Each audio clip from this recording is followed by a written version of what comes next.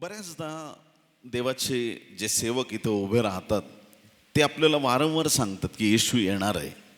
आणि जशी सुवार्ता महत्त्वाची आहे, येशू ख्रिस्त आला होता आणि त्याने क्रुसावरती आपला प्राण दिला आणि तो मरणातून विजयी झाला आणि तो स्वर्गाला गेला. ही सुवार्ता जशी महत्त्वाची आहे तसाच या सुवार्तेचा दुसरा भाग आहे की जो स्वर्गाला गेला तो स्वर्गातून परत मंडळीला घेण्यासाठी येणार आहे. आमेन. येशूचं येणं हे फार समीप जवळ येऊन ठेपलेलं आहे. आणि स्वर्गाला कोण जातील, नरकाला कोण जाईल, कोण कुठं जाणार हे बरोबर वेळेवर आपल्याला कळणार आहे. आमेन. पण आमचा नंबर स्वर्ग राज्यात लागण्यासाठी आम्हाला काहीतरी परिश्रम करावे लागतील. आमेन. ज्याला पास व्हायचे त्याला अभ्यास करावा लागेल. नापास व्हायचे ज्याला, त्याला काही करायची गरज नाही, तो आपोआप नापास होऊन जाईल. ज्याला घाटातून गाडी वरती घेऊन जायची आहे त्याला गिअर टाकावा लागेल, एक्सलेटर द्यावा लागेल, मग त्याची गाडी पुढं जाईल. ज्याला खड्ड्यात गाडी घालायची त्यांनी न्यूट्रलच राहू द्यायची, काही करायचं नाही, आपोआप बरोबर जाते खड्ड्यात. ज्याला पुढं जायचं आहे त्याला परिश्रम आहे. ज्याला मागं जायचं आहे त्यांनी फक्त गप्प राहायचं, जीवनात काहीच करायचं नाही, ते बरोबर खड्ड्यात जातो, त्याची काही चिंता करायची गरज नाही.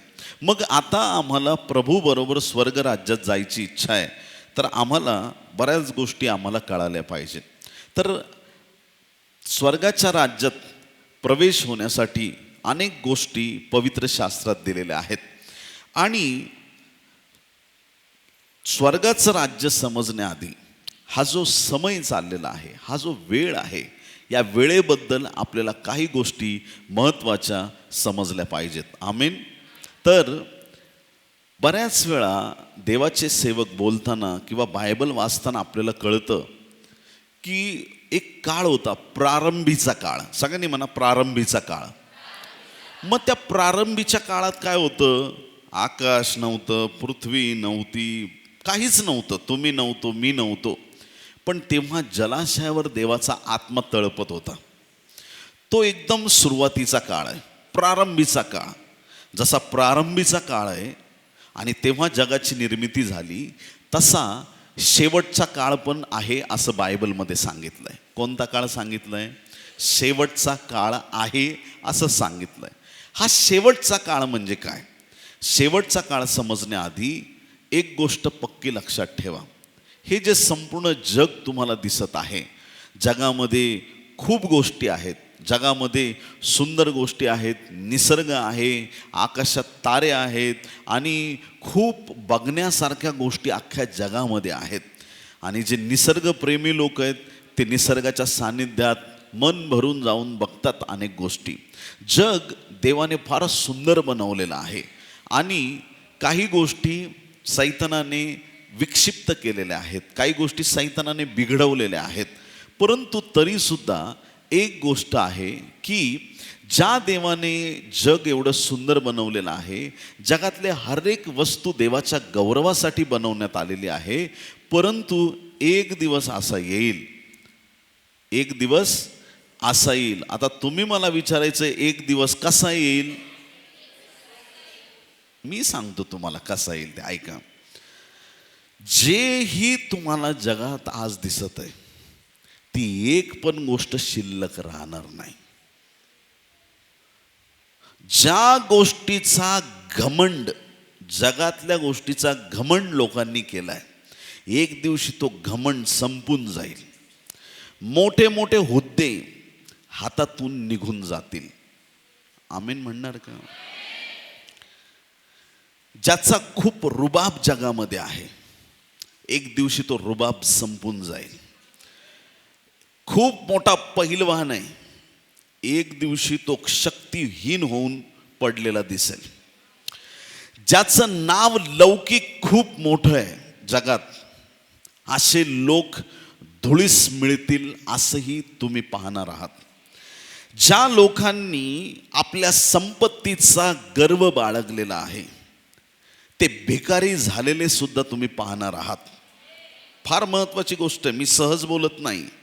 देवाच्या प्रिय लोकांनो, मनुष्य मातीतून आलेला आहे आणि तो मातीत जाणार हे बायबलचं वचन आहे. जे जगिक रीतीनं चालणारे लोक आहेत, जगाच्या राहाटीप्रमाणे चालणारे लोक आहेत, मातीतून ते मातीत मिळाल्याशिवाय राहणार नाही. जेवढ्या जगामध्ये उंच उंच इमारती आहेत, 50 माळ्याची बिल्डिंग, 100 माळ्याची बिल्डिंग, अशा उंच उंच इमारती जगात आहेत. एक दिवशी त्या सगळ्या इमारती कोसळून जाणार आहेत. एक दिवस असा येईल की पैसा माणसाच्या कामी येणार नाही. एक दिवस असा येईल की ज्या जगामध्ये लोकांकडे संपत्ती आहे, विद्वत्ता आहे, ज्ञान आहे, जगात जे काही तुम्ही कमवलं त्या प्रत्येक गोष्टी एक दिवशी माणसापासून काढून घेण्यात येतील आणि जग जे आहे ते नष्ट होईल. आता तुम्ही विचार करत असाल की पास्टर सुरुवातीलाच एवढं निगेटिव्ह का सांगतायत आम्हाला, सगळं जाणार, सगळं नष्ट होणार, मग आम्ही करायचं तर काय करायचं? देवाच्या प्रिय लोकांनो, हे जे सायंटिस्ट लोक आहेत, जे आकाशातील ताऱ्यांचा अभ्यास करतात, जर त्या ताऱ्यांचा तुम्ही सुद्धा बारकाईने अभ्यास केला तर तुम्हाला लक्षात येईल की हे आकाशातले तारे आकाशामध्ये चमकत राहतात आणि चमकत राहून हजारो हजार वर्षानंतर तारे जे आहेत त्यांच्यामध्ये ब्लास्ट होतो आणि तारे फुटून जातात, तारे मरतात, असं सायंटिस्ट लोकांचं म्हणणं आहे. आणि नंतर ते पूर्ण अवकाशात त्याचे जे तुकडे आहेत ते पसरले जातात, तारे मरतात प्रियांनो, असं वैज्ञानिकांचं मत आहे. याचा अर्थ सृष्टीमध्ये जेही तुम्हाला दिसत आहे त्या प्रत्येक गोष्टीचा अंत समय ठरलेला आहे. मग पृथ्वीचा सुद्धा अंत होणार आहे. पृथ्वीवरती जेही तुम्हाला दिसत आहे ते सुद्धा नष्ट होणार आहे. आणि सायंटिस्ट लोकांचं असं म्हणणं आहे, एका सायंटिस्टला मी भेटलो तर त्याने ही गोष्ट सांगितली की एक दिवशी पृथ्वी पण नष्ट होईल. मग मी त्यांना विचारलं, सर मला एक गोष्ट सांगा की आता समजा आपल्याला कळालं की आता अशा अशा वेळेस पृथ्वी नष्ट होणार आहे, मग आपण करायचं काय? मी त्यांना विचारलं, जसं मला माहीत नाही काही, असं मी शांत उभा राहिलो, त्यांचं मत मला जाणून घ्यायचं होतं. त्यांनी म्हटलं की तोपर्यंत विज्ञान एवढं प्रगत झालेलं असेल की आपण पृथ्वीसारखा एक दुसरा ग्रह शोधून काढू आणि इकडच्या लोकांना तिकडं घेऊन जाऊ, तिकडं नवीन सुरुवात करू. कसलं डोकेत बघा सायंटिस्ट लोकांचे. बरं, आता देवाच्या प्रिय लोकांनो, देवाने पृथ्वीसारखं दुसरं काही बनवलेलंच नाही. किती लोक आमेन म्हणतील? हालेलुया. मग आता ही पृथ्वी नाश होणार आहे, आम्ही दुसऱ्या तिसऱ्या ग्रहावर नाही, आम्ही प्रभूच्या स्वर्गाकडे जाणार आहोत. हालेलुया. ही देवाची योजना आहे आणि म्हणून आमचा जीव जगातल्या गोष्टीमध्ये जास्त गुंतू देऊ नका. किती लोक आमेन म्हणतील? हालेलुया. मोबाईल नवीन घेतला, इथं स्क्रीनला एक स्क्रॅच आला तर लोक तोंड जोडून घेत आहेत. हॅलो, ऐकताय का तुम्ही? थोडंसं काही जर घरात झालं, नवीन एखादं भांडं आणलं ते चेमटलं थोडंसं, वा वा वा, शांती भंग झाली. या जगातल्या कुठल्याही गोष्टीवरती प्रेम करू नका. प्रेम करायचं तर तुमच्या स्वर्गीय देवावरती प्रेम करा. प्रेम करायचं तर येशूवरती प्रेम करा. प्रेम करायचं तर ज्या गोष्टी अविनाशी आहेत, देवाचं वचन आहे, देवाचे लोक आहेत, प्रभूची मंडळी आहे, ह्या गोष्टी नाश होणार नाहीत, यांच्यावरती प्रेम करा. तुमची कृपादान आहेत त्यांच्यावरती प्रेम करा. देवाने दिलेला आशीर्वाद आहे, परमेश्वर आहे, त्याची कृपादृष्टी आहे. आध्यात्मिक स्तराच्या गोष्टीकडं जास्त लक्ष ठेवा आणि प्रेम फक्त खरं प्रेम करणाऱ्या देवावरती करा. आमेन. बरं, आता आपल्याला कळालं जग तर नाश होणार आहे. मग शेवटचा काळ म्हणजे कशाचा शेवटचा काळ? जग नाश होण्याचा काळ सुरू झालेला आहे. मग आपल्याला कसं कळेल की बायबलच्या भविष्यवाण्या ज्या दिलेल्या आहेत त्या भविष्यवाण्यांच्या प्रमाणे जगाचा नाश होणार आहे? मग जगाचा नाश होण्याच्या आधी काही महत्त्वाच्या घटना जगामध्ये घडणार आहेत. आमेन. 2000 वर्षापूर्वी येशू जगात आला. त्या काळामध्ये त्यांच्याकडं देवाचं वचन होतं का? बायबल होतं का? नव्हतं. होतं ना बायबल. यशा 53 येशू ख्रिस्ताने वाचलेलं आहे. मंदिरात उभं राहून यशाच्या ग्रंथातून त्याने वाचलेलं आहे. येशू ख्रिस्त 2000 वर्षापूर्वी सभास्थानात जाऊन बायबल वाचलेलं आहे त्यांनी. त्यांच्याकडं मोशेचा ग्रंथ होता, संदेश त्यांची पुस्तकं त्यांच्याकडं होती आणि बायबल त्यांच्याकडे होतं.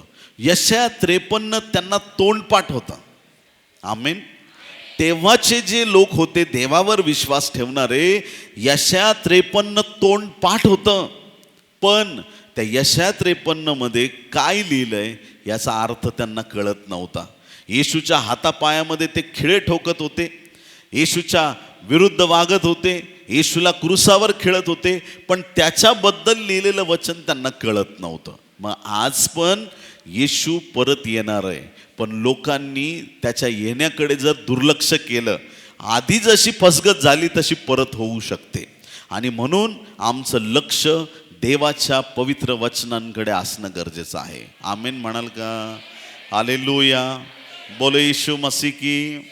बरं, आता देवाच्या वचनात काय सांगितलंय बघा. सुरुवात आपण कुठून करूया की ह्या पृथ्वीचं काय होणार आहे हे वचनात स्पष्ट लिहिलंय. बायबल भविष्यवाणीचं पुस्तक आहे. कोणतं पुस्तक आहे? या भविष्यवाणीच्या पुस्तकात 80% भविष्यवाण्याच आहेत. सगळं पूर्ण भविष्यवाण्या दिलेल्या आहेत. आणि आजपर्यंत बायबलची एक पण भविष्यवाणी खाली गेलेली नाही. मग ह्या बायबलमध्ये असं लिहिलंय, प्रकटीकरण 21वा अध्याय आणि पहिलं वचन आहे. एकच वचन आपण वाचू. प्रकटीकरण 21 आणि 1. नंतर मी नवे आकाश व नवी पृथ्वी ही पाहिली. नवे आकाश व नवी पृथ्वी ही पाहिली. पहिले आकाश व पहिली पृथ्वी ही निघून गेली होती आणि समुद्रही राहिला नाही. हे जे आकाश आणि पृथ्वी आहे, हा जो समुद्र आत्ता जगामध्ये आहे, या कुठल्याही गोष्टी राहणार नाहीत. सगळं निघून जाईल. देवाच्या प्रिय लोकांनो, मग होणार काय? काय घडणार आहे? परमेश्वर हे जुनं आकाश, जुनी पृथ्वी आणि सगळं काही होतं, त्या सगळ्या गोष्टी जरी निघून गेल्या तरी परमेश्वर आपल्यासाठी नवीन आकाश आणि नवीन पृथ्वी तयार करणार. आमेन. आणि त्या नव्या आकाशात, नव्या पृथ्वीमध्ये आम्ही राहणार. मग हा जर शेवटचा काळ आहे, तर या शेवटच्या काळात काय होणार असं बायबलमध्ये सांगितलंय. या शेवटच्या काळात सगळ्यात पहिली महत्त्वाची गोष्ट दानियल संदेष्टाने सांगितलेली आहे. वाचूया आपण दानियल 12वा अध्याय 4थं वचन. हे दानियला, तू अंत समयापर्यंत ही वचने गुप्त ठेव व हे पुस्तक मुद्रित करून ठेव. पुष्कळ लोक इकडून तिकडे फिरतील व ज्ञानवृद्धी होईल. शेवटच्या काळापर्यंत दानियलाचं पुस्तक गुप्त ठेवण्यासाठी सांगितलेलं आहे. परंतु आता त्या पुस्तकाची रहस्य आपल्याला प्रकट करण्यात आली आहेत पवित्र आत्म्याच्या द्वारे. आणि या शेवटच्या काळात एक महत्त्वाची गोष्ट होईल सांगितलंय की माणसाचं ज्ञान वृद्धी होईल, म्हणजे ज्ञान वाढत जाईल. किती लोक आमेन म्हणतील? आत्ता सध्या माणसाचं ज्ञान एवढं वाढलेलं आहे की ह्याच्या पूर्वीच्या वर्षांमध्ये मानवी ज्ञान एवढं प्रगत नव्हतं. जेव्हा पहिला कम्प्युटर बनवला, पहिला कम्प्युटर आपल्या चर्च एवढा होता. मग त्याला छोटा करत करत करत आता एवढासा कम्प्युटर, आणि तुमच्या हातामध्ये मोबाईल आले, ती एक कम्प्युटरची प्रतिमाच आहे.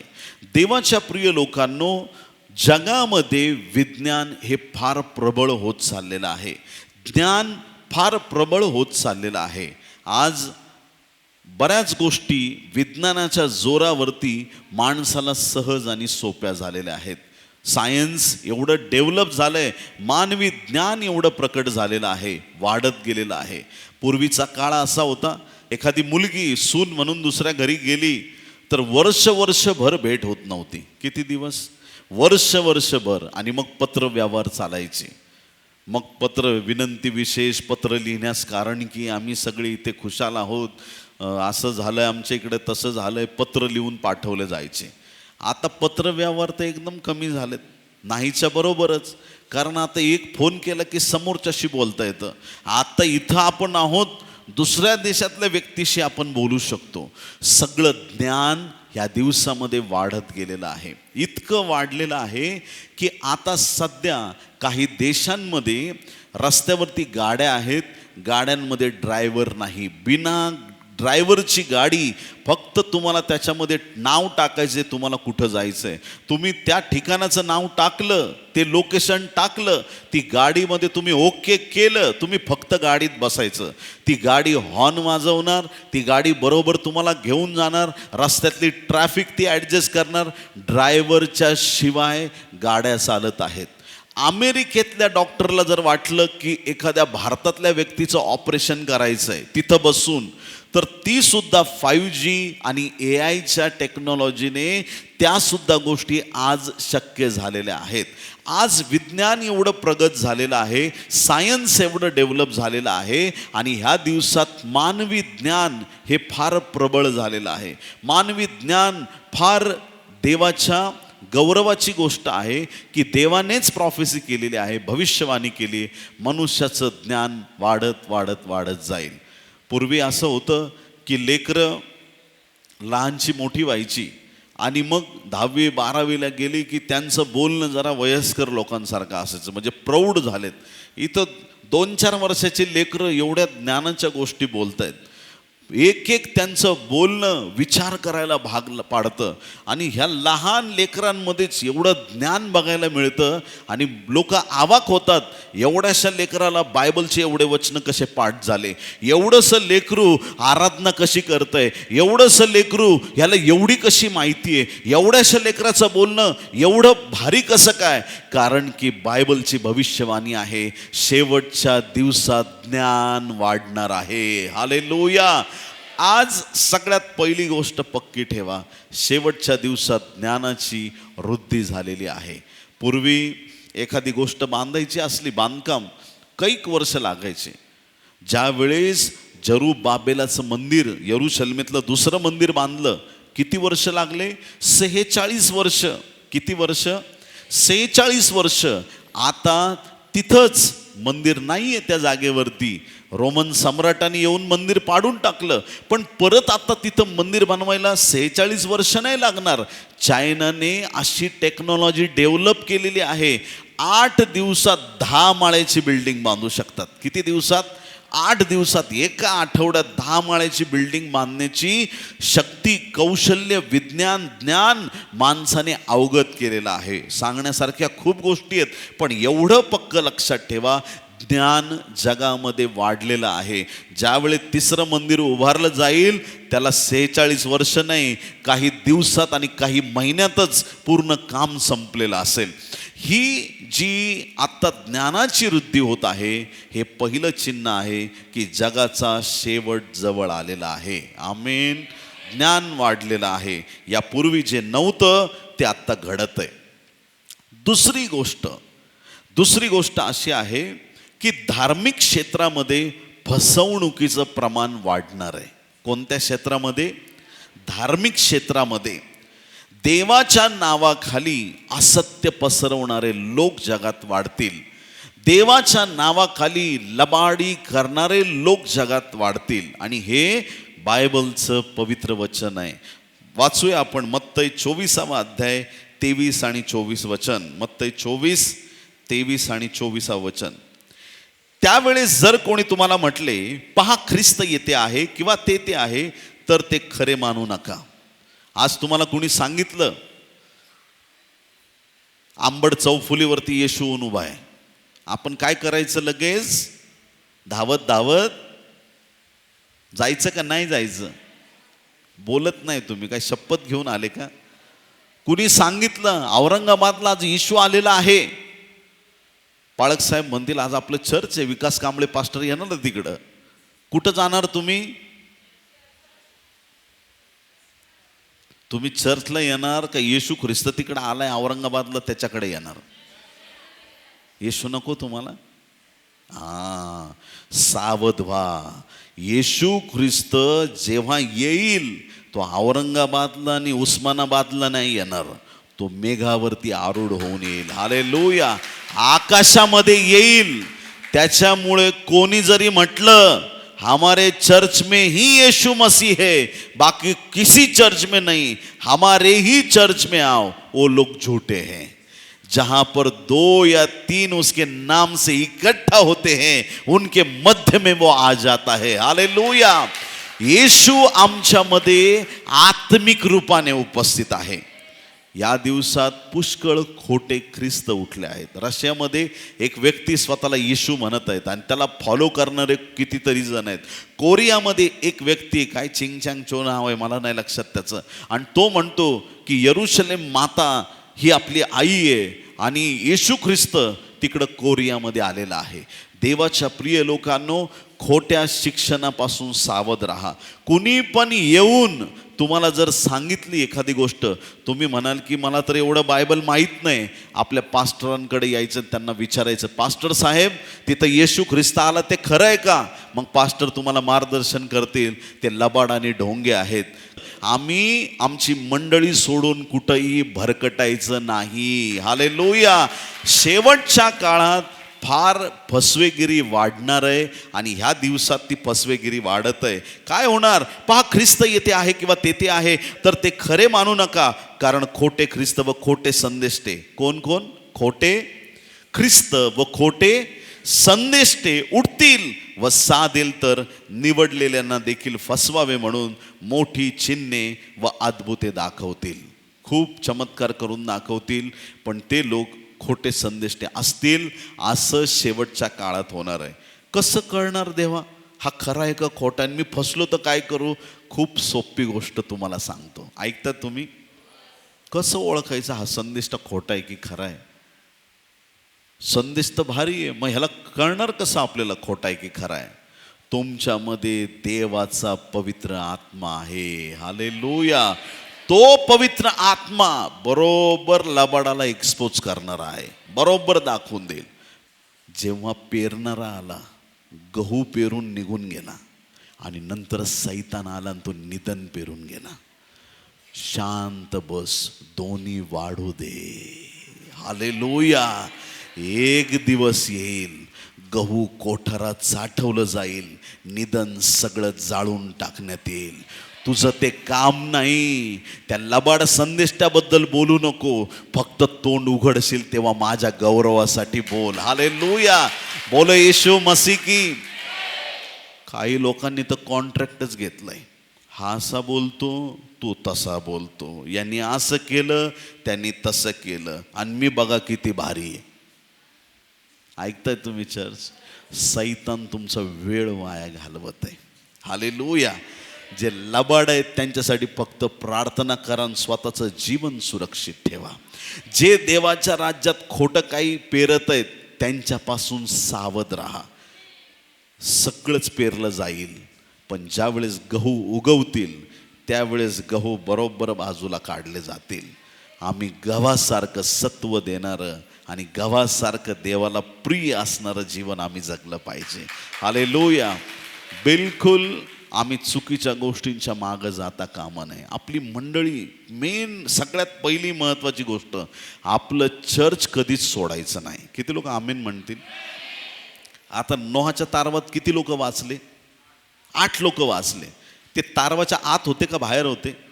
आतमध्ये होते. जेवढे आत होते तेवढे वाचले. आता चर्चमध्ये जे तेवढेच वाचणार आहेत, बाहेरचे सगळे गटांगण्या खाणार.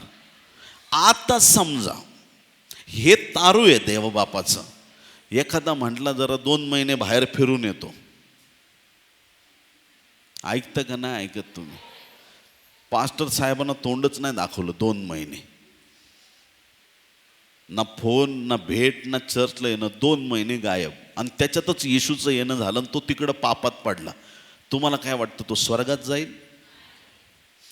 एक पण रविवार आणि ज्या ज्या आपल्या प्रार्थना सभा आहेत, सभा चुकवायच्या नाही. नेहमी देवाच्या सान्निध्यात असायचं. तुम्ही मोटरसायकल घेतल्यावर पहिल्या दिवशी पेट्रोल भरताना मग 10 वर्ष पेट्रोल भरतच नाही का? भरत नाही, परत भरावं लागतं ना. तसा हा देवाचा पेट्रोल पंप आहे. हालेलुया. इथं यायचं, आत्म्यात बलवान व्हायचं, जायचं देवाचं काम करायचं, परत यायचं, आत्म्यात बलवान व्हायचं, बाहेर जायचं, देवाचं काम करायचं. तुमची कधीही फसगत होणार नाही. टिकून राहायचं. आणि कसं? बायबलचं जे लोक वचन वाचतात त्यांना लगेच कळतं की हा लबाड आहे. हालेलुया. बायबलच्या वचनावरती आमचं जीवन आधारित पाहिजे.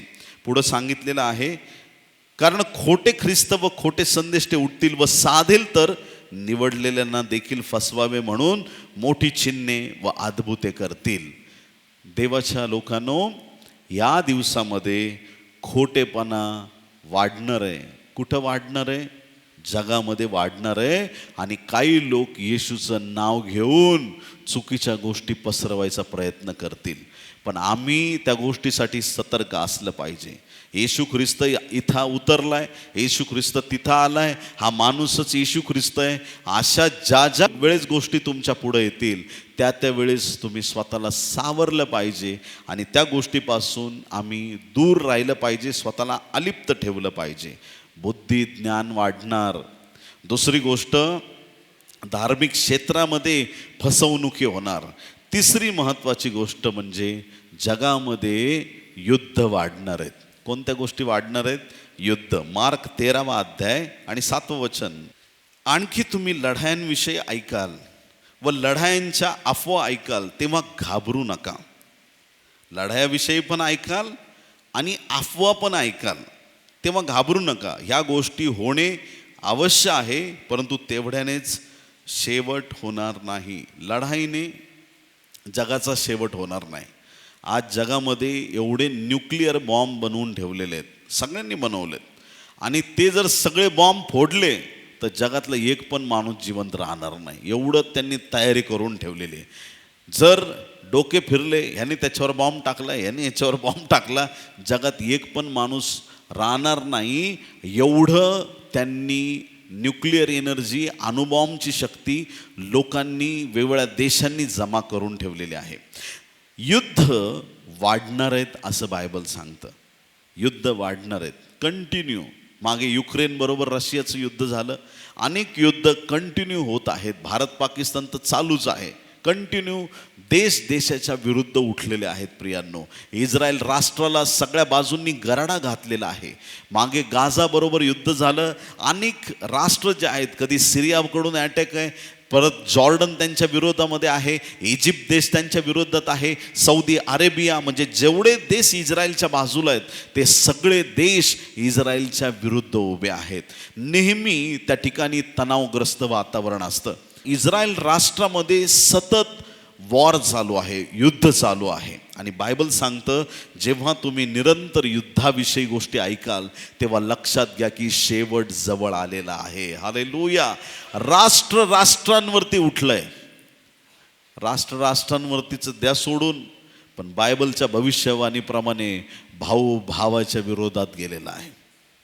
सख्खे भाऊ एकमेकांच्या एका आईच्या उदरातून आलेले दोन सख्खे भाऊ कोर्टात एकमेकाच्या विरुद्ध उभे आहेत. सख्ख्या बहिणी विरोधामध्ये आहेत. सख्खे रक्ताचे नातेवाईक विरोधामध्ये आहेत. एक खरा असतो, एक खोटा असतो प्रियांनो. आणि खोट्या लोकांचा आवाज खूप उंच असतो. तुम्ही ऐकता का चर्च? खरा जो असतो तो गप्प बसतो. खरा जो असतो त्याला माहिती आहे माझा देव माझ्या बरोबर आहे. पण लबाड लोक नेहमी आवाज वाढवून बोलायचा प्रयत्न करतात, सत्याला दाबण्याचा प्रयत्न करतात. आज जगामध्ये ही स्थिती आहे. सत्याविरुद्ध असत्य उभा आहे प्रियांनो.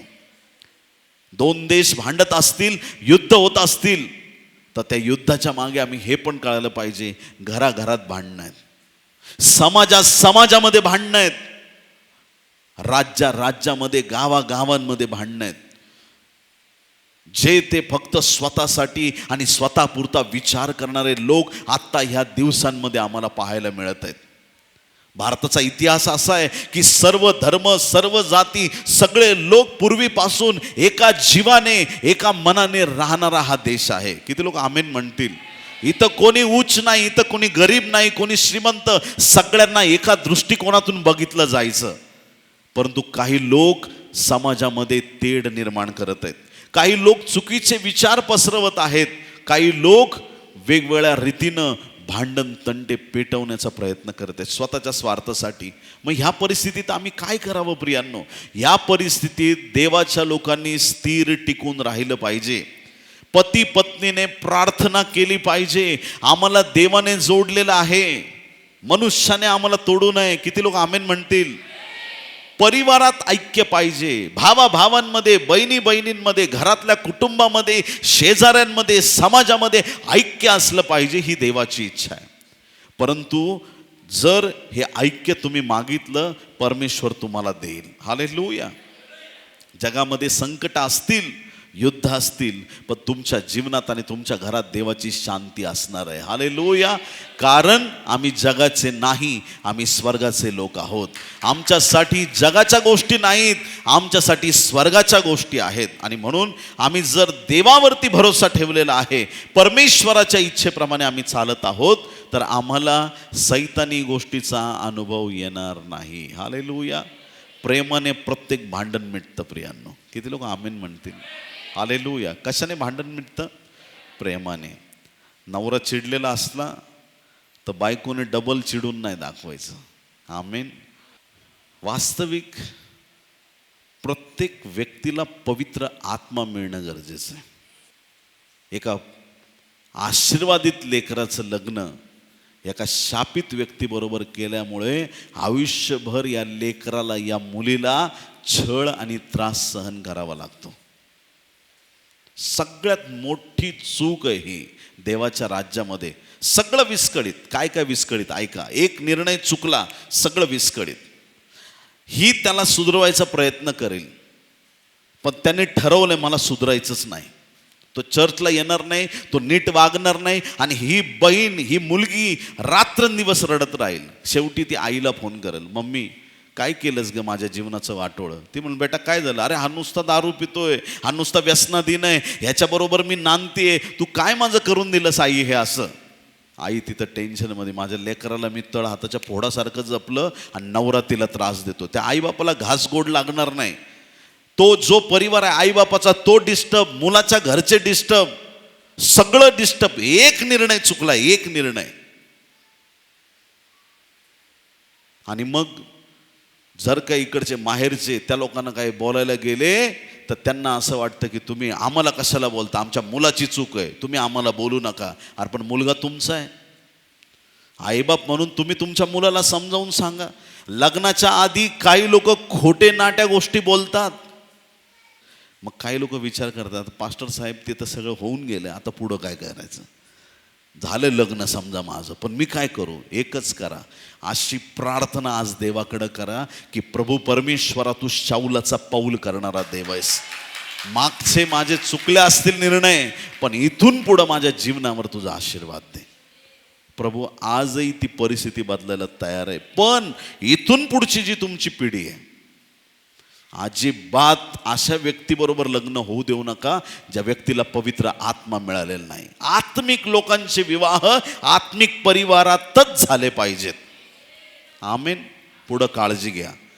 दुःख वाटेल तर पुढं काळजी घ्या. मग समजा नवरा पवित्र आत्म्याने भरलेला आहे, बायको पवित्र आत्म्याने भरलेली. नवरा बिचारा कामावरून येत होता, कोणीतरी त्याला बाईकवर कट मारला आणि काहीतरी कोणी त्याला अपशब्द बोललं, तो चिडचिडा झाला. घरी आला रागात तो बोलला, हे पटकन चहा, तुला अक्कल नाही का, तुला समजत नाही, हा पटकन ऐकत नाही. तो चिडलेला असते तिथे.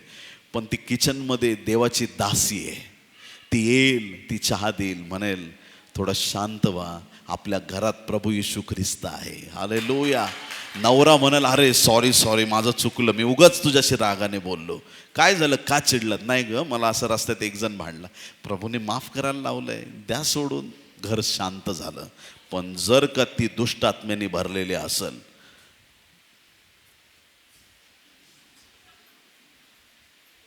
कार्यक्रम फिनिश. मी म्हणतो असं, काही लोक तापलेल्या तेलासारखं जीवन जगतात. असं पाणी शिम पडलं काय लगे तडतड तडतड तडतड. आमचं जीवन शांत संयमी पाहिजे. युद्ध होतील. आता सध्या जगात काही साधे युद्ध चाललेले नाही आहेत. भयंकर युद्ध जगामध्ये चाललेले आहेत. राष्ट्रांच्या विरुद्ध उठलेलं आहे. आज ही प्रभूची भविष्यवाणी राष्ट्रांवर उठणार आहे, युद्ध होणार आहेत, ही ह्या दिवसामध्ये पूर्ण होत आहे. कारण हा शेवटचा काळ आहे. मग आणखीन काही गोष्टी सांगितलेल्या आहेत. लूक 21 आणि 11 या एकाच वचनात 4 गोष्टी एकत्र सांगितल्यात. पुढे ऐका. लूक 21 अध्याय 11 वचन. मोठमोठे भूमिकंप होतील, जागोजाग मऱ्या येतील व दुष्काळ पडतील. मोठमोठे भूमिकंप होतील. पहिली गोष्ट भूमिकंप, दुसरी गोष्ट मऱ्या. मरी म्हणजे काय? आत्ता मागं कोविड आला होता, मरीचाच एक प्रकार आहे. आजार वाढतील. कोविड आल्यावर आपल्याला कळालं की कसे आजार येऊ शकतात. मागे पण वेगवेगळ्या प्रकारचे आजार जगामध्ये, मोठ्या मोठ्या प्लेगच्या साथी येऊन गेलेल्या आहेत, एबोलाचे साथी येऊन गेलेले आहेत, वेगवेगळ्या आजारांच्या साथी येऊन गेलेल्या आहेत. आणि जगावरती मोठमोठी संकटं आलेली आहेत आणि हे चिन्ह आहे शेवटच्या काळाचं. भूकंप जगात भयंकर, रोज कुठं ना कुठं भूकंप चालू आहे, रोज कुठे ना कुठे. पूर्वी भूकंप फार वेळानंतर यायचे, पण ह्या दिवसात जर तुम्ही अभ्यास केला तर तुम्हाला दिसेल रोज कुठे ना कुठे भूकंप होत आहे. रोज काही ठिकाणी जीवितहानी होते, काही ठिकाणी होत नाही, पण भूकंप सतत येत आहेत. त्याच प्रकारे जागोजागी मऱ्या येत आहेत. एखाद्या एरियामध्ये एखादा आजार आला की अनेकांना तो आजार होऊन जात आहे आणि जगावरती मोठमोठी संकट येत आहेत. भयंकर उत्पात होतील व आकाशात मोठी चिन्हे घडून येतील. हे दिवस आहेत, बायबल सांगतं की ज्या दिवसामध्ये आजार विकार वाढतील, भूकंप येतील, आकाशामध्ये चिन्ह दिसतील आणि दुष्काळ येतील. आफ्रिकेत असे काही देश आहेत प्रियांनो की त्या ठिकाणी खायला अन्न मिळत नाही. काही असे देश आहेत फक्त आठवड्यातून एकदा त्यांना जेवण मिळतं. किती वेळा? फक्त एकदा फक्त 7 दिवसातून एकदा जेवायचं आणि आठवडाभर ते असेच राहतात काहीच न खाता. एवढी दरिद्री आणि एवढी गरिबी आज जगामध्ये आहे प्रियांनो. भयंकर गोष्टी आहेत. देवाला धन्यवाद द्या, देवाने आम्हाला सुखी ठेवलेलं आहे. देवाला धन्यवाद द्या, तो आमच्या गरजा पूर्ण करणारा परमेश्वर आहे. देवाला धन्यवाद द्या, रोजच्या दिवसाविषयी प्रभूला धन्यवाद द्या. जगामध्ये फार मोठी संकट येऊन ठेपलेली आहेत प्रियांनो. जगामध्ये दुष्काळ आहे, मरी आहे, भूकंप आहे आणि या शेवटच्या काळात सूर्य अंधकारमय होईल आणि चंद्र रक्तमय होईल.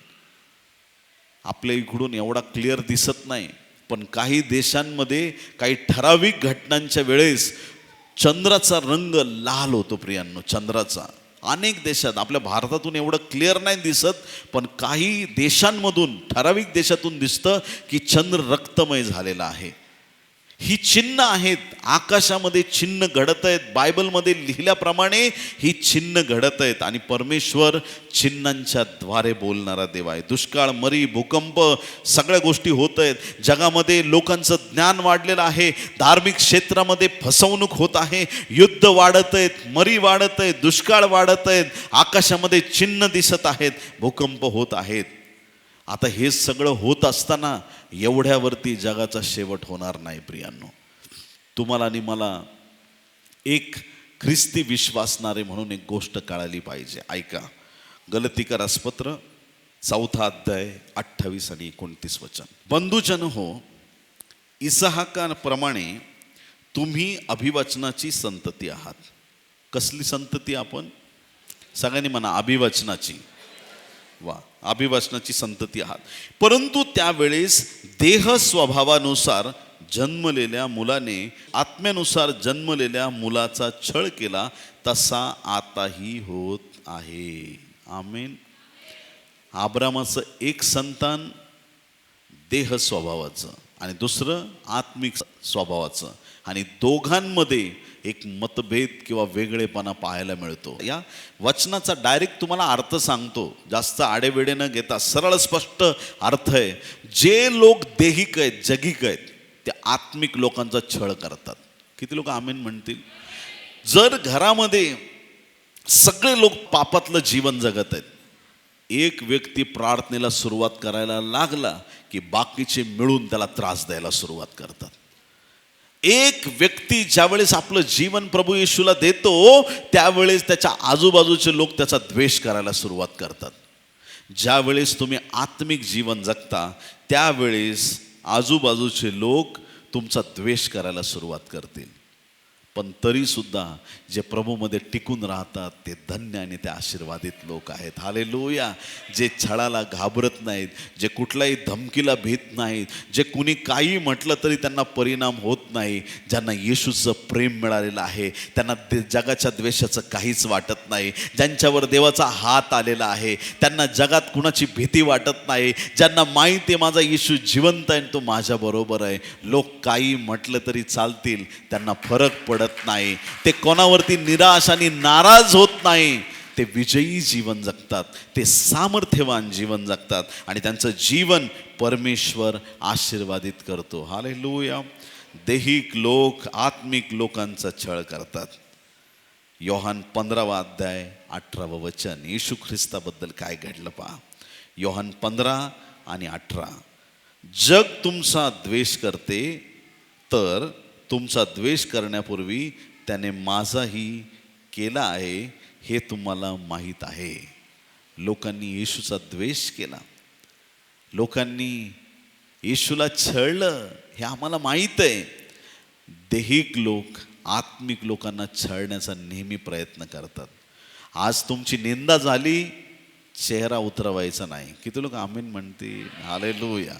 तुमच्या विरुद्ध कोणी बोललं, नाराज व्हायचं नाही, आनंद करायचा. प्रभू तुला धन्यवाद, तुझ्या नावासाठी लोक मला नावं ठेवत आहेत. हालेलुया. प्रभू तुला धन्यवाद की तू मला एवढा आशीर्वादित केलंस का लोक माझ्या विरोधात बोलत आहेत, कारण मी तुझी सेवा करत आहे. हालेलुया. Praise the Lord. लोक ज्यावेळेस विरुद्ध बोलतील, आता आपल्याला कसं कळणार आपलं काम चांगलं चाललंय? सेवा, आपण जी प्रार्थना करतो ती चांगली चालली, आपल्याला कसं कळणार? कोण सांगेल आपल्याला? आपल्याला कसं कळेल की आपण खरंच देवाचं काम करतोय?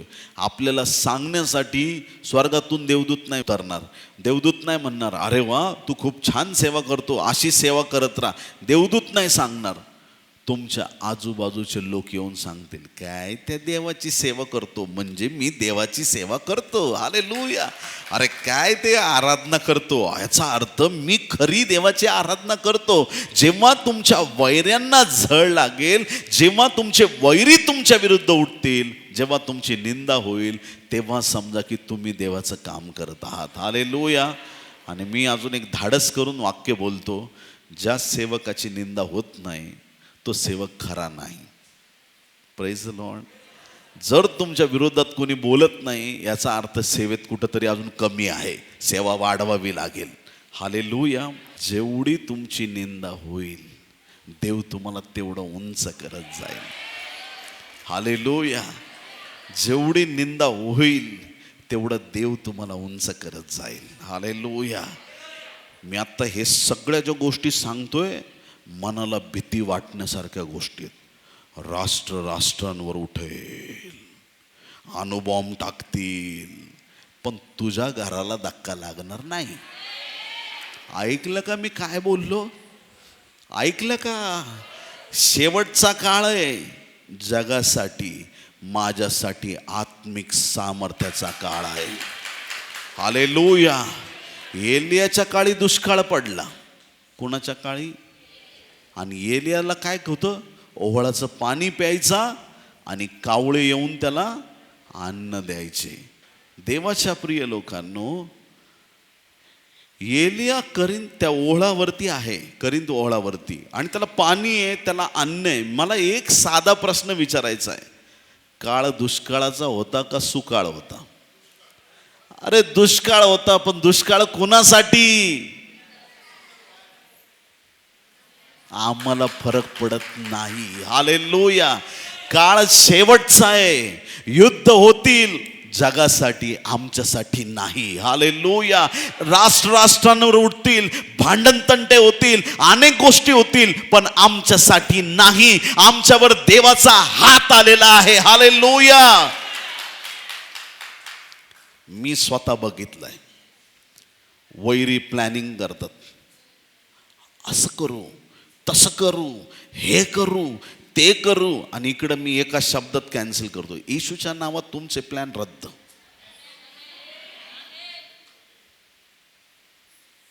ते रात्रभर बसून प्लॅन करतील, तुम्ही एका वाक्यात त्यांचे प्लॅन रद्द करून टाकाल.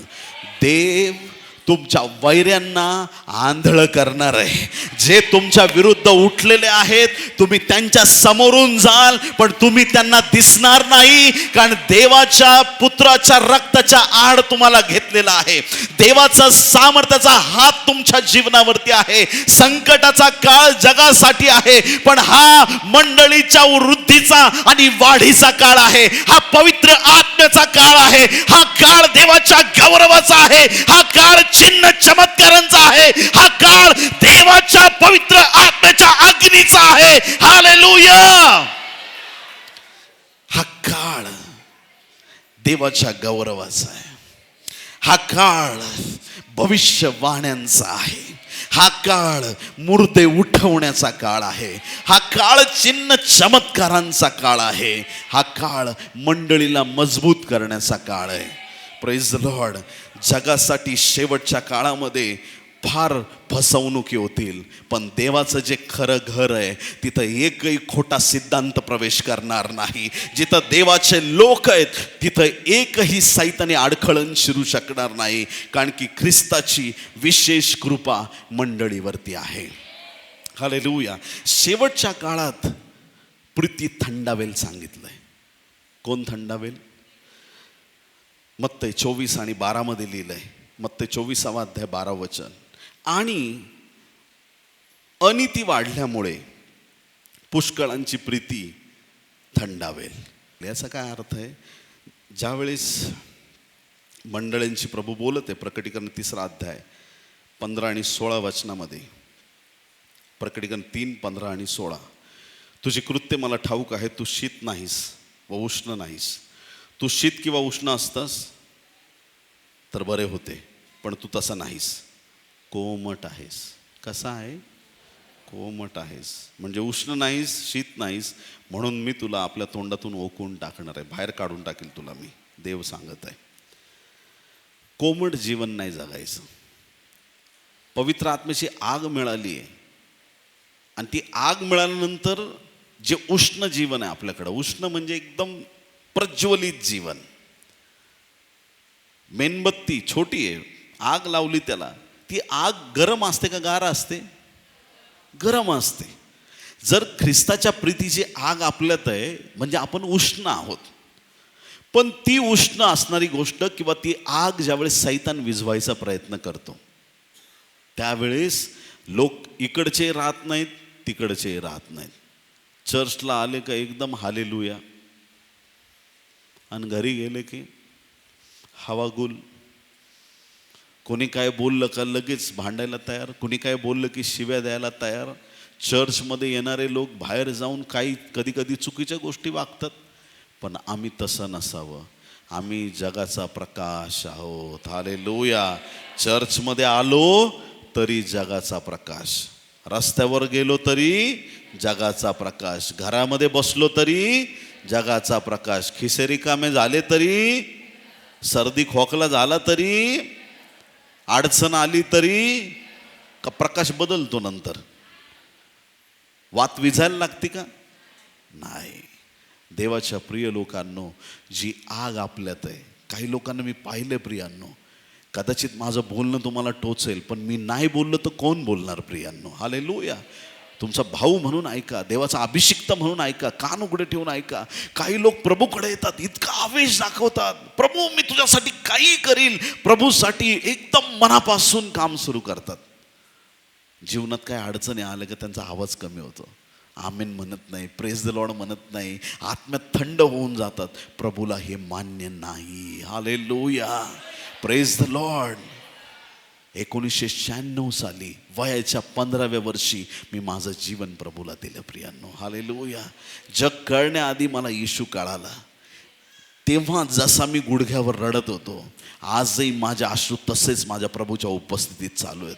ते प्रेम कमी झालं नाही, ते प्रेम वाढत वाढत वाढत गेलं आणि वाढतच जाणार. हालेलुया.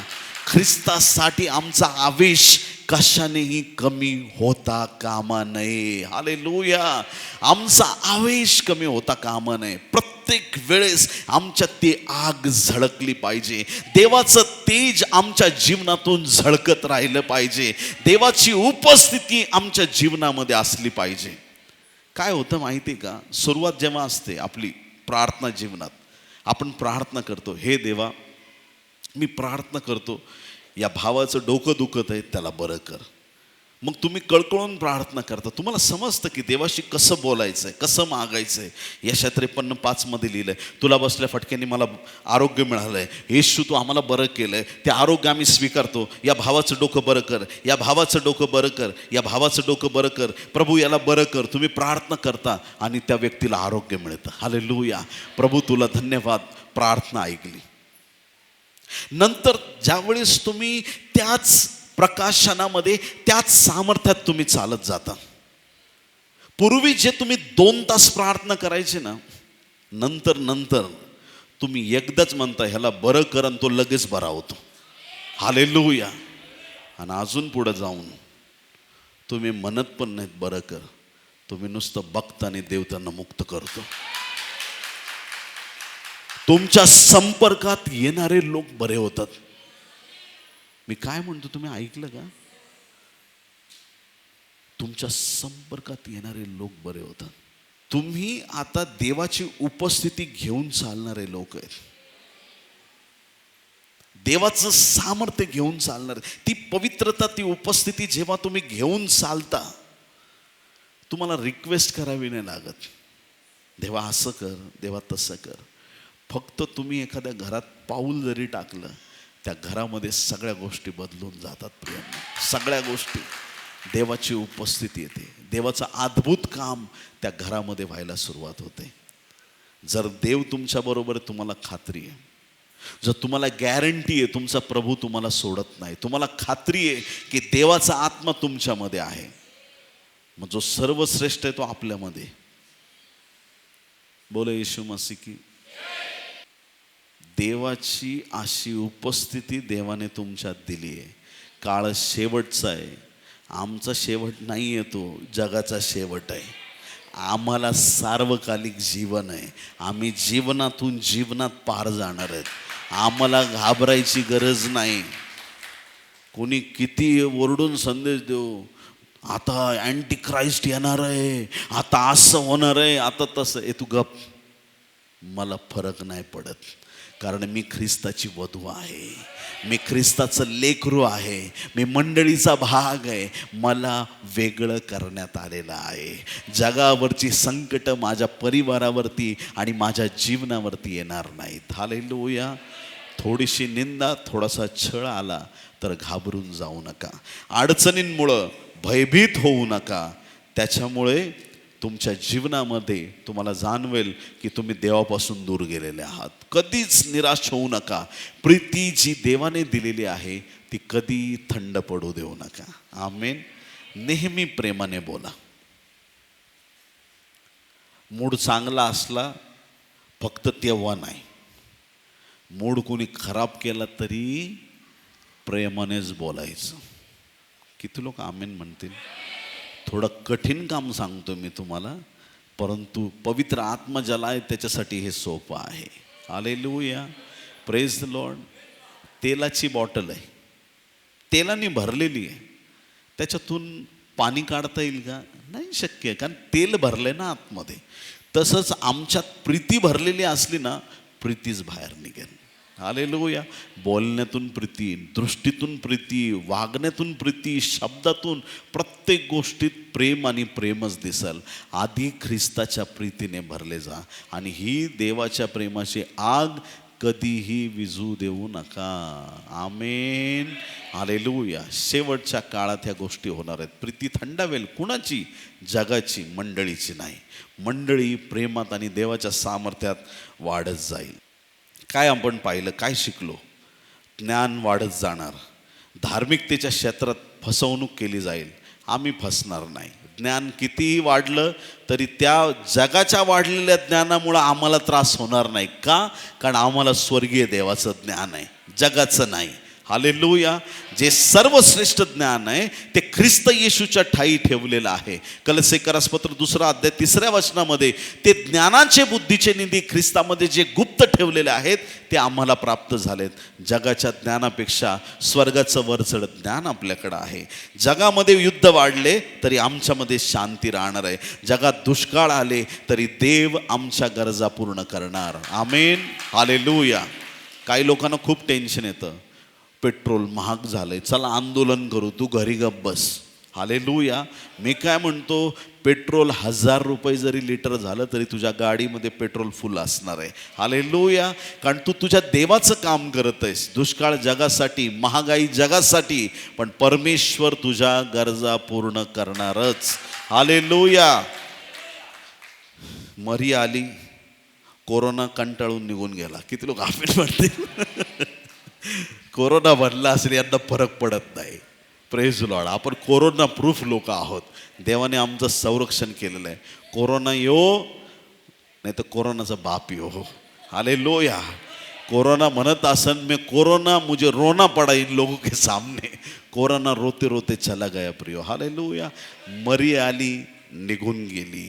भूकंप येतील, निघून जातील, पण तुमचं नुकसान होणार नाही. आकाशात काही चिन्ह घडवत, आकाशातले तारे जरी डळमळले तरी देवाचे लोक कधी डळमळणार नाहीत.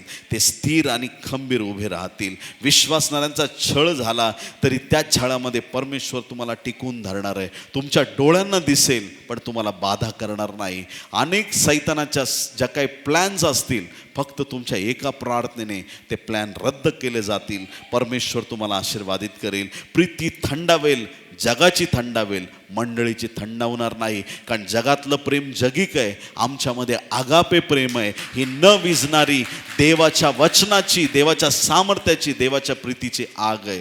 ती आग कशाने विझली जाणार नाही. जगाचा शेवट होण्यापूर्वी 10वी आणि शेवटची गोष्ट तुम्हाला सांगणार आहे. जगाचा शेवट होण्याआधी प्रत्येक गुडघा, प्रत्येक, कोणीही असो, कोणीही असो, तो प्रत्येक गुडघा येशू समोर टेकलाच जाणार आहे. माझा शब्द नाहीये, माझ्या देवाच्या वचनात लिहिलंय. प्रत्येक जीभ कबूल करेल येशू ख्रिस्त हाच प्रभू आहे, हा तारणारा आहे. प्रत्येक जीभ. फिलिपियन्स पत्र 2 अध्याय 9 ते 11 वचन. Philippines chapter 2 versus 9 to 11. Philippi 2 9 ते 11. ह्यामुळे देवाने त्याला अत्युच्च केले, म्हणजे अति उंच करून टाकलं येशू ख्रिस्ताला, आणि सर्व नावांपेक्षा जे श्रेष्ठ नाव ते त्याला दिले. ह्यात हेतू हा की स्वर्गात, पृथ्वीवर व पृथ्वीखाली प्रत्येक गुडघा येशूच्या नावाने टेकला जावा, आणि देव पित्याच्या गौरवासाठी प्रत्येक जिभेने येशू ख्रिस्त हा प्रभू आहे असे कबूल करावे. आमेन. जोपर्यंत प्रत्येक गुडघा टेकत नाही आणि प्रत्येक जीभ कबूल करत नाही, तोपर्यंत हे आकाश आणि पृथ्वी नाहीशी होणार नाहीत. प्रियांनो, असंच चालू राहील. पण एक दिवस असा येईल, तुम्ही तुमच्या डोळ्याने पाहाल, प्रत्येक गुडघा येशू समोर टेकलेला आहे. प्रत्येक जीभ कबूल करणार येशू ख्रिस्त हा प्रभू आहे. देवाच्या प्रिय लोकांनो, जेव्हा या गोष्टी घडताना तुम्हाला दिसतील, आता जे काही आपण वेगवेगळ्या गोष्टी पाहिल्यात त्या आमच्या डोळ्यांना घडताना दिसत आहेत. मग आमचा आता काय उद्देश असला पाहिजे, आम्ही काय केलं पाहिजे? एकच शेवटचं वचन लूक 21 आणि 28 मध्ये लिहिलंय. लूक 21 आणि 28. ह्या गोष्टींना आरंभ होऊ लागेल तेव्हा सरळ उभे राहा. कसे उभे राहा? वाकून उभे राहा, वाकडे उभे राहा, सरळ उभे राहा. या गोष्टींना आरंभ होऊ लागेल तेव्हा कसे उभे राहा? सरळ उभे राहा आणि आपली डोकी वर करा. कुठं करायचं? सरळ उभे राहा, आपली डोकी वर करा, कारण तुमचा मुक्ती समय जवळ आला आहे. हालेलुया. बोले येशू मसीह की. मुक्ती समय म्हणजे काय? सुटकेचा टाइम, मुक्तीचा समय. ज्या वेळेस या सगळ्या गोष्टी, ज्या 10 गोष्टी तुम्ही ऐकल्या त्या घडताना तुम्हाला दिसतील, त्या आज दिसत आहेत. मग ह्या वेळेस आम्हाला काय करायचंय? सरळ उभं राहणं म्हणजे काय? वाकडे तिकडे काम सोडून द्या. हालेलुया. माझं सगळं चांगलं आहे, पण कधी कधी मी मिसर देशात जाते. बाहेर ये अक्का, प्रभू तुला इस्रायलमध्ये बोलवत आहे. हालेलुया. माझं सगळं चांगलं आहे, पण कधी कधी अगरबत्ती पेटवायचं काम मी करतो. बाहेर ये माझ्या भावा. एक छोटंसं पाप नरकाच्या अग्नीत घेऊन जाऊ शकतं. सरळ उभे राहा. बायबल सांगते सरळ. आमचं जीवन सरळ असलं पाहिजे. काही लोकांना सरळ नाही बोलतायत. एखाद्याने सरळ विचारलं का ते आडवेतच घुसत राहतात. मग आमचं काय झालंय? मग आम्ही काय? कधीच सरळ बोलत नाही. ह्या लोकांसाठी स्वर्गाचं राज्य नाही. कोणी पण बोललं ते वाकडे तिकडे बोलतील, तुम्ही सरळ बोलत जा. Hallelujah. Praise the Lord. Bible सांगतं सरळ व्हा, सरळ उभे राहा आणि आपली डोकी वर करा. म्हणजे डोकी वर करणं म्हणजे आमचं लक्ष हे जगाकडं नको. पेत्र का बुडायला लागला? नीट येशूकडे बघायचं आणि चालत राहायचं पाण्यावरती. आज पण ख्रिश्चन लोक गटांगळ्या घेत आहेत. कोण घेत आहे? ज्यांनी येशूकडून नजर काढली. आपली डोकी वर करा म्हणजे फक्त सरळ चालायचं आणि लक्ष येशूवर ठेवायचं. काही हो, समस्यांकडे बघत बसायचं नाही. टेन्शनवरती विचार करायचं नाही. कोणी संकट आणली, निंदा केली, त्याच्यात बोलण्यात वेळ घालवायचा नाही. सरळ राहायचं आणि फक्त नजर देवाकडे बस. कारण तुमचा मुक्ती समय आला आहे. कोणता समय? म्हणजे काय? वा वा वा. माझ्या बहिणी विचार करत असेल, काय कंटाळा बाबा, सकाळीच उठा, कांदा कापा, हे करा, ते करा, डबा करून द्या, कपडे धुवा, भांडे धुवा. स्वर्गाला गेल्यावर मुक्ती समय. हालेलुया. किचन पासून कायमस्वरूपी सुटका. हालेलुया. हा EMI आला, तो EMI आला, ह्याचे पैसे द्यायचे, त्याचे समय पैसे द्यायचे, हे थकलेत पैसे, त्याचं व्याज भरायचं. प्रभू आल्यावर खाली म्हणायचं, तुमचे डुबले बाबांनो. हॅलो. Praise the Lord. बोले यीशु मसीह की. मुक्ती समय आला आहे. हालेलुया. तुमचे सगळे व्याप, तुमचे अश्रू, तुमचं दुःख, तुमच्या व्याधी, सगळ्या गोष्टीपासून सुटकेचा समय आला आहे. प्रभू आम्हाला उचलून घेऊन जाणार आहे. हालेलुया. त्या क्षणापर्यंत एकदम विश्वासात राहा. कोण तुम्हाला त्रास देणार आहे त्याला माफ करून टाका. कोण तुमच्या अश्रू तुम्हाला ढाळायला लावत आहे, कोण व्यक्ती तुमच्या घरात, शेजारी, जवळ, नात्यात कुणामुळं तुमचं मन सारखं दुःखी होतं आहे, आज त्याला माफ करून टाका. प्रभू त्याला माफ करतो. आज नंतर माझी नजर तुझ्याकडं. हालेलुया. प्रभू तू येत आहेस आणि ते येण्यासाठी माझी तयारी कर. हालेलुया. या आपले डोळे बंद करू. आपण एक लहानशी प्रार्थना करूया. धन्यवाद धन्यवाद धन्यवाद येशू. पवित्र पवित्र परमपवित्र थोर सनातन आमच्या जिवंत देवा, आकाश पृथ्वी आणि सर्व काही उत्पन्न करणाऱ्या स्वर्गीय बापा, शेवटल्या काळातली 10 चिन्ह आम्ही पाहिली. या चिन्हांमध्ये अनेक नकारात्मक गोष्टी दडलेल्या आहेत, परंतु त्या गोष्टी जगासाठी आहेत, तुझ्या मंडळीसाठी नाही. यावर आम्ही अतूट विश्वास ठेवून ख्रिस्ता आम्ही जीवनामध्ये नीट उभं राहून, सरळ उभं राहून आमचं मस्तक आम्ही तुझ्याकडं उंच व्हावं, आमची दृष्टी तुझ्याकडं लावावी, कारण आमच्या मुक्तीचा समय आला आहे. तुला आम्ही धन्यवाद देतो. शेवटचा काळ आहे, पण हा शेवट जगाचा शेवट आहे. हा शेवट मंडळीचा शेवट नाही. मंडळी तर पिढ्यानपिढ्यान युगानयुग तुझी स्तुती आराधना करणार आहे. तुला धन्यवाद. तुझ्या मनापासून आम्ही आभार मानतो की खऱ्या देवाची आम्हाला ओळख होऊ शकली. तुला धन्यवाद देतो की जिवंत येशूची आम्हाला ओळख झाली. तुला धन्यवाद देतो की आमचा उद्धार केलास आणि आम्हाला सत्य समजून आम्हाला प्रत्येक बंधनातून तू बाहेर काढलंस. तुला धन्यवाद देतो. ही सर्व प्रार्थना उद्धारक येशू याच्या गोड, पवित्र आणि सर्वोच्च नावात मागतो म्हणून पिते आहे. आमेन आमेन. बोलो येशू मसीह की.